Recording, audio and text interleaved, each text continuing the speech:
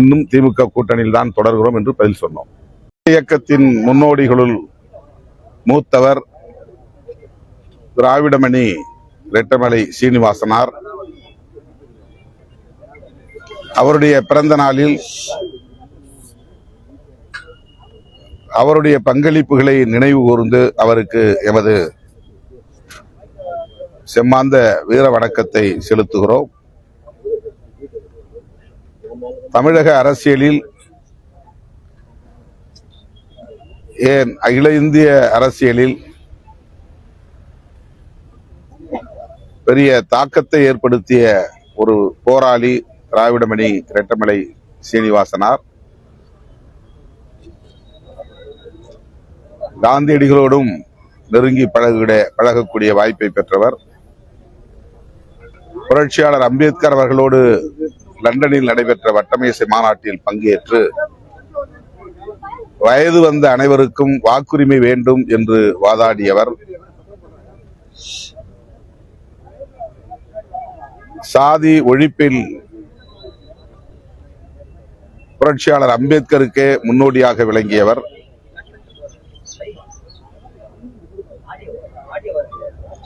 வரையன் என்னும் பெயரில் ஒரு இதழ் அவர் நடத்தினாலும் அவருடைய இலக்கு சாதி ஒழிப்பாகத்தான் இருந்தது. இன்றைக்கு நாம் தலித் என்கிற சொல்லை எந்த பொருளில் உச்சரிக்கிறோமோ அந்த பொருளில் தான் ரெட்டமலை சீனிவாசன் அவர்கள் இந்தியா முழுவதும் இருந்த தீண்டப்படாத மக்களை குறிக்கும் பொது சொல்லாக பறையன் என்கிற சொல்லை பயன்படுத்தினார். ஒரு குறிப்பிட்ட தமிழ்நாட்டில் உள்ள ஒரு குறிப்பிட்ட சாதியின் அடையாளமாக அதை அவர் முன்னிறுத்தவில்லை. அந்த காலத்தில் ஷெட்யூல் காஸ்ட் என்கிற சொல்லும் பயன்பாட்டில் இல்லை, புழக்கத்தில் இல்லை. அன்டச்சபிள்ஸ் என்கிற தீண்டப்படாதவர்கள் என்கிற சொல்லாடல் தான் அன்றைக்கு அதிகார வர்க்கத்தினரிடம், ஆளும் வர்க்கத்தினரிடம் புழக்கத்தில் இருந்த ஒரு சொல். அப்போது ஒடுக்கப்பட்ட மக்களை ஓரணியில் திரட்டுவதற்காக அவர் எடுத்துக்கொண்ட முயற்சி மகத்தானது. புரட்சியாளர் அம்பேத்கர் அவர்களோடு இணைந்த பிறகு அவரை தலைவராக ஏற்றுக்கொள்ளக்கூடிய பெருந்தன்மையும் பக்குவமும் அவரிடத்திலே மேலோங்கி இருந்தது. அதன் பின்னர் அவருடைய அரசியல் புரட்சியாளர் அம்பேத்கரின் திசை வழியிலேயே பயணித்தது என்பதுதான் வரலாறு. இன்றைக்கு திராவிட இயக்கங்களை பற்றிய வரலாறு பேசுகிறவர்கள் ரெட்டமலை சீனிவாசன், பண்டிதர் அயோத்திதாசர் ஆகியோரையும் நினைவு கூர்ந்துதான் பேச முடியும் என்கிற அளவுக்கு இந்த அரசியலில் பெரும் பங்களிப்பை செய்த மாமனிதர் ரெட்டமலை சீனிவாசனார். அவருடைய பிறந்த நாளில் அவருக்கு எமது செம்மாந்த வீர வணக்கத்தை மீண்டும் செலுத்துகிறோம். அவர் வழியில் சாதி ஒழிப்பை தொடர்ந்து முன்னெடுத்து செல்வோம். அமைச்சர் கீர்த்தனா நேற்று ஆய்வு பண்ணிருக்காங்க பள்ளிக்கூடத்துல. அங்க குழந்தைகளை அவங்க கேள்விகளும் அது பல விமர்சனங்கள் எழுப்பியிருக்கு. என்ன சொன்னாங்க தெரியல, நான் பார்க்கல. அரசு பள்ளிகள்ல மாணவிகள்கிட்ட ஆங்கிலத்துல தன்னுடைய ஆங்கில புலமையை காட்டுவதாக எதிர்கட்சிகள் விமர்சனம் வச்சிருக்காங்க. குறிப்பா அங்க இருக்கக்கூடிய பள்ளி மாணவியிடம் ஆங்கிலத்துல கேள்வி கேட்டு அவங்களுக்கு ஆங்கிலம் தெரியல அப்படின்ற மாதிரியான முன்னெடுப்பை எடுத்து அந்த கேள்வியை கேட்டிருக்காங்க. தன்னுடைய ஆங்கில புலமையை காட்டுறதுக்காக எதிர்கட்சிகள் விமர்சனம் செய்றாங்க. அமைச்சர் கீர்த்தனா இதற்கு பதில் சொன்னார், சிறப்பாக இருக்கும். தொடர்ந்து இது போன்ற குற்றச்சாட்டுகள் அரசு பள்ளிக்கு போறாங்க, பல்வேறு இடங்களில் ரீல்ஸ் எடுக்கிறாங்க, அதுல கட்சிக்காரங்க ரீல்ஸ் எடுக்கிறாங்க, குற்றச்சாட்டு வருது. தொடர்ந்து அரசு அலுவலகங்கள் இது மாதிரி பொது இடங்களுக்கு ஒரு சென்சிட்டிவிட்டி இல்லாம சில விஷயங்கள்ல அமைச்சர்களே ஈடுபடுவது ரொம்ப ஒரு தவறான ஒரு முன்னுதாரணமா இருக்குன்றதுதான் குற்றச்சாட்டா வைக்கிறாங்க. ஒரு சென்சிபிளா இருக்கணும் அப்படின்றதான் அந்த ஒட்டுமொத்தமான கான்செப்ட். அதை எப்படி பாக்குறீங்க?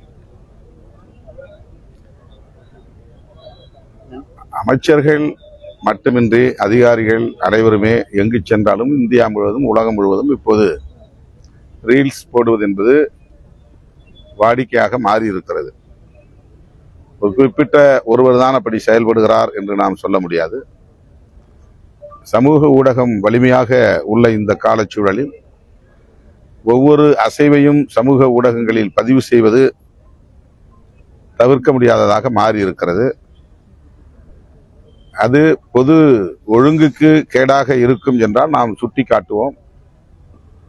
கட்டாயம் அமைச்சர்கள் அதை உள்வாங்கிக் கொள்வார்கள், தேவைப்பட்டால் அதை தவிர்ப்பார்கள் என்று நான் நம்புகிறேன்.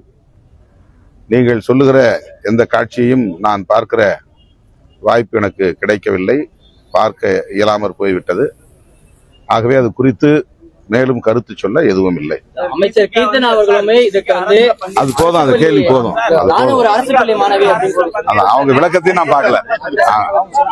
அவங்க விளக்கத்தையும் நான் பார்க்கல. திமுக தலைவர் அறிவிச்சாருன்னு சொல்லியிருந்தீங்க. அது வந்து கூட்டணியில் இடம்பெற்ற அமைச்சர்கள் பங்கேற்றதுக்கு அப்புறம் எப்படி அது கூட்டணி தொடரும்? அது வெளியே வந்ததுக்கான அர்த்தமா தானே ஆகும்.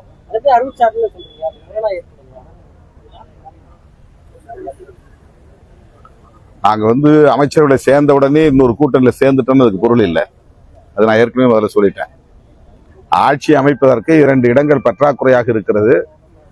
விசிக ஆதரவு வேண்டும் என்ற கடிதம் வெளிப்படையாக முதலமைச்சர் திரு விஜய் அவரிடமிருந்து அப்போது வந்தது. இந்த கூட்டணியில் இடம்பெற்ற காங்கிரஸ் ஆட்சி அமைக்க ஆதரவு அளித்தது. இடதுசாரி கட்சிகள் ஆட்சி அமைக்க ஆதரவு அளித்தது. அப்படித்தான் விடுதலை சிறுத்தைகள் கட்சியும் வெளியிலிருந்து ஆதரிக்கிறோம் என்று ஆதரவு அளித்தோம். அவ்வளவுதான். 10 நாட்கள் கழித்துதான் அமைச்சரவையில் இடம்பெறுவது என்ற முடிவை நாங்கள் எடுத்தோம். அதன் பிறகு என்னை ஊடகவியலாளர்கள் சந்தித்த பொழுது திமுக கூட்டணியில் இருக்கிறீர்களா என்று கேட்டார்கள். அப்போதும் நான் ஆம், இன்னும் நாங்கள் அந்த கூட்டணியில் இருப்பதாகவே உணர்கிறோம். அமைச்சரவையில் இடம்பெற்றாலும் கூட நாங்கள் தாவேகா கூட்டணியில் இணைந்து விட்டோம் என்று சொல்லுவதற்கு அதிகாரபூர்வமான எந்த நிகழ்வும் நடைபெறவில்லை என்ற கருத்தை சொல்லியிருந்தேன். இப்போது ஜூலை 1ஆம் தேதி கூட்டணி தொடர்பாகத்தான் முதலமைச்சர் ஆதரவு நல்கிய கட்சிகளோடு பேச்சுவார்த்தை நடத்தினார், பேசினார், கலந்தாய்வில் பங்கேற்றார். ஆனால் அந்த கூட்டத்தில் இறுதி முடிவு எதுவும் எடுக்கப்படவில்லை. ஆகவே அதன் பொருள் என்ன? இன்னும் தாவேகா தலைமையில் ஒரு கூட்டணி அமையவில்லை என்றுதான் பொருள். விடுதலை சிறுத்தைகள் கட்சி அமைச்சரவையில் இடம்பெற்ற உடனே திமுகவுக்கு நாங்கள் துரோகம் இழைத்து விட்டோம் என்று ஊடக தளங்களில் பலரும் விமர்சனங்களை வைக்கிறார்கள். இந்த விமர்சனங்களுக்கு விடை சொல்லக்கூடிய வகையில் தான் நான் பதில் சொன்னேன். அப்படி நாங்கள் பதவி என்றவுடன் திடுமென ஒரு கூட்டணியை உதறிவிட்டு ஓடிவிடவில்லை. எடுக்கிற முடிவுகள் ஒவ்வொன்றையும் அப்போது கூட்டணி தலைமை என்கிற முறையில் அண்ணன் ஸ்டாலின் அவர்களிடத்திலே கருத்துக்களை பகிர்ந்து கொண்டோம். அவரை சந்தித்தும் பேசியிருக்கிறோம். அதைத்தான் நான் சொன்னேன். அந்த உறவு தொடர்கிறது, அந்த நட்பு தொடர்கிறது. அவருடைய கவனத்திற்கு சென்று கருத்துக்களை பகிர்ந்து கொண்டு அதன் பிறகுதான் ஆதரவு நல்கினோம் என்கிற வகையில் ஆமாம், இன்னும் திமுக கூட்டணியில் தான் தொடர்கிறோம் என்று பதில் சொன்னோம். அது அப்படியே இருக்கிற நிலையில் விடுதலை சிறுத்தைகள் கட்சியில் இருந்து அதிருப்தி அடைந்த ஒரு முன்னணி பொறுப்பாளரை திமுகவில் இணைத்தது எங்களுக்கு அதிர்ச்சி அளித்தது. அந்த அதிர்ச்சியை நான் வெளிப்படுத்தினேன், அவ்வளவுதான். சார், ஆணவ படுகொலை சம்பந்தமா அரசியலும் பங்கேற்றீங்க. அதுக்கு எவ்வளவு அவங்க அழுத்தத்தை கொடுக்க திட்டமிட்டிருக்கீங்க? அழுத்தம் கொடுத்திருக்கீங்களா, வலியுறுத்திருக்கீங்களா? தொடர்ந்து அதை கேட்டுக்கிட்டே இருக்கிறாங்க. தொடர்ந்து நாங்கள் அந்த ஆட்சியிலும் வலியுறுத்தினோம், இந்த ஆட்சியிலும் வலியுறுத்துகிறோம், தொடர்ந்து வலியுறுத்துவோம். ஒரு நல்ல முடிவு எட்டும் வரையில் வலியுறுத்தி கொண்டே இருப்போம்.